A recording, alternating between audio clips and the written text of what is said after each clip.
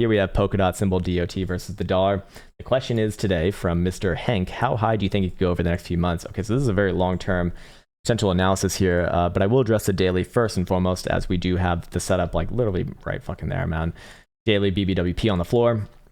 We're looking for expansion sooner rather than later. We're already right around prior time highs. Daily hidden bullish evidence right here gives a bias towards an upside direction.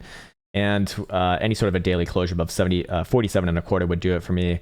In this case, you will have a technical target. You do have, you know, a bastardized version of, it's like a cryptocurrency cup and handle, basically, something like this. And that would have a that would have a technical target on the breakout towards, what is this, about 57 and a quarter. Now, if you're talking months down the road, I don't think that's going to be relevant. Obviously, we'd want to use something a little bit more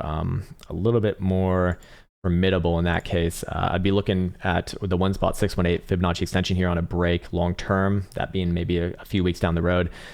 From that actual break, just under 77 bucks, and then very long term, like if you're talking months down the road now, assuming that the consolidation after $76 is good and healthy, which we'll follow up on, you know, in a couple months, assuming that it even happens, then I'd be looking somewhere around $150 to maybe even 200 bucks long term. I mean, again, that's like months down the road now.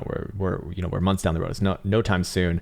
There is an invalidation condition on this short term as well. It's very, very obvious right here as well, below about $40 even on a daily closure. And I look for this one to correct first down to 35. Somewhere in the mid 30s first before anything else. Momentum oscillators over here on the 5-day are freshly crossing up above 39 and in a third today.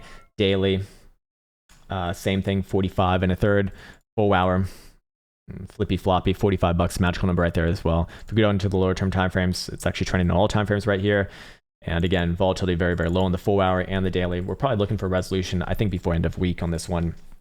In this case, I'm biased towards the upside. You got your higher lows coming in around 43 bucks on this one.